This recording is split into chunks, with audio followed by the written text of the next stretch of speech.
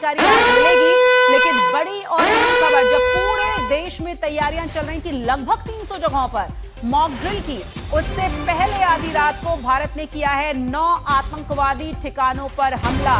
9 आतंकवादी शिविरों को ध्वस्त कर दिया गया है, नेस्तनाबूद कर दिया गया है, खत्म कर दिया गया है। ऑपरेशन सिंदूर इसका नाम दिया गया है।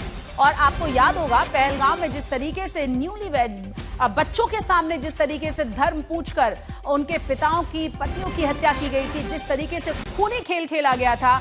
और आपको याद है ना वो वाला बयान जिसमें उस महिला ने कहा था कि उसके पति को मारने के बाद उसने कहा कि मुझे भी मार दो। तो आतंकवादी की तरफ से कहा गया था कि नहीं, जाकर तुम्हें छोड़ रहे हैं, जाकर अपने प्रधानमंत्री को कह देना कि हमने किस तरीके से इस घटना को अंजाम दिया है। ऑपरेशन सिंदूर इसका नाम रखा गया है।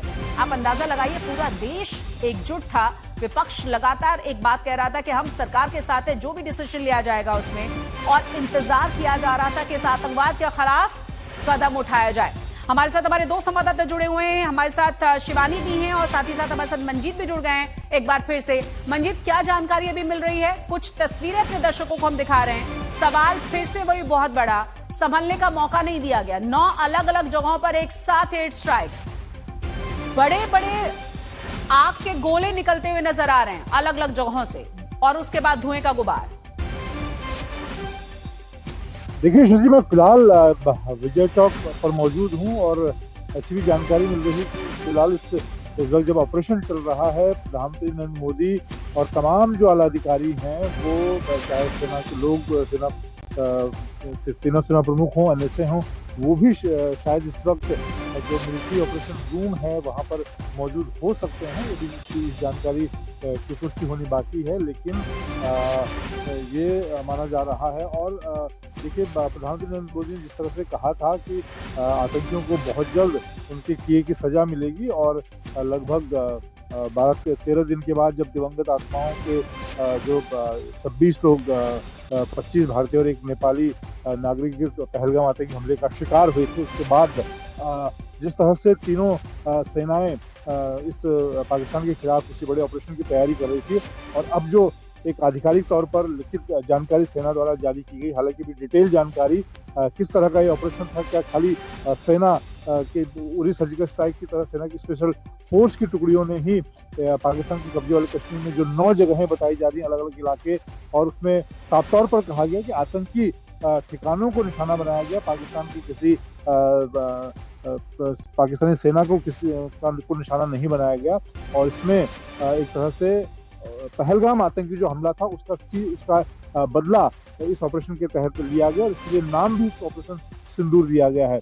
अभी जैसे जैसे समय आगे निकल रहा है और जानकारी हम जुटाने की कोशिश कर रहे हैं, और जैसे ही सेना की तरफ से भी आधिकारिक तौर पर कैमरे के सामने भी इस पूरे ऑपरेशन को लेकर जानकारी दी जाएगी। लेकिन सवाल यही है कि अभी जानकारी कि ये पूरा जो ऑपरेशन था, क्या इसमें भारतीय सेना के अलावा भारतीय वायुसेना या फिर कुछ दूसरे एलिमेंट का भी इस्तेमाल किया गया, और अभी इस बात का भी इंतजार करना होगा कि और ये ऑपरेशन और किस दिशा में आगे बढ़ता है।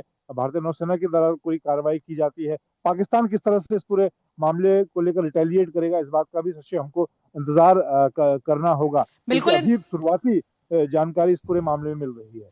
बिल्कुल बिल्कुल। और मंजीत, जो प्रेस रिलीज जो आप लगातार दिखा रहे हैं वो आप लोगों ने हमें भी शेयर किया है, और मैं वही देख रही हूँ। आपने कहा ना कि थोड़ी देर बाद, या फिर हम उम्मीद करते हैं कि जब भी भारतीय सेना की तरफ से कहा जाएगा, ये जो प्रेस रिलीज है इसमें है ना कि there will be detailed briefing on operation Sindoor later today. मतलब आज का इंतजार करना पड़ेगा कि किस तरीके से इस पूरे के पूरे ऑपरेशन को अंजाम दिया गया है, किस तरीके से 9 ठिकानों को नेस्तनाबूद किया गया है।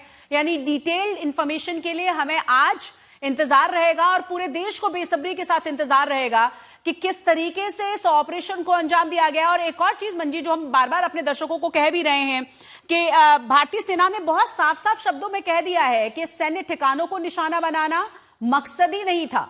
जिस तरीके से लगातार सीज फायर का उल्लंघन पिछले 11 दिनों से लगातार हो रहा है, अलग अलग जगहों पर जिस तरीके से पाकिस्तान ने एक एक दिन में 11-11, 12-12 जगहों पर सीज फायर का उल्लंघन किया, बावजूद इसके भारतीय सेना ने जवाब दिया, लेकिन उकसावे की कार्रवाई नहीं की। यानी तैयारी पूरी चल रही थी।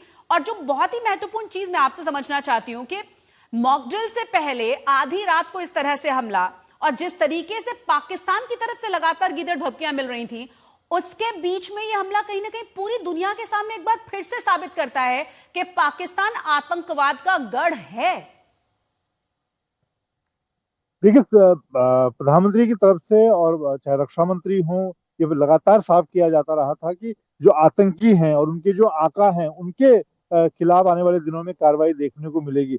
अभी जब सेना की तरफ से डिटेल जानकारी इसकी दी जाएगी तो ये भी साफ होगा कि किस तरह से पाकिस्तान के कब्जे वाले कश्मीर में जो आतंकी आका हैं उनको निशाना इस पूरे मामले में बनाया गया। और अभी सुबह होने के बाद सेना के द्वारा, विदेश मंत्रालय के द्वारा इस पूरे मामले को लेकर और डिटेल जानकारी साझा की जाएगी। अभी मुझे लगता है कि ऑनगोइंग ऑपरेशन है और ये भी इस बात का भी इंतजार करना होगा कि पाकिस्तान की तरफ से क्या रिटेलिएशन की कार्रवाई होती है। बिल्कुल। इसीलिए हमारी तीनों सेनाओं की तैयारी को देखें। इस वक्त सुबह होते ही वेस्टर्न बॉर्डर यानी कि राजस्थान और गुजरात से लगने वाली जो सरहद है, वहां पर भारतीय वायुसेना भी एक बड़ा युद्धाभ्यास करने जा रही है। नौसेना भी अपने स्तर पर नौसेना की भी तैयारी की हुई है।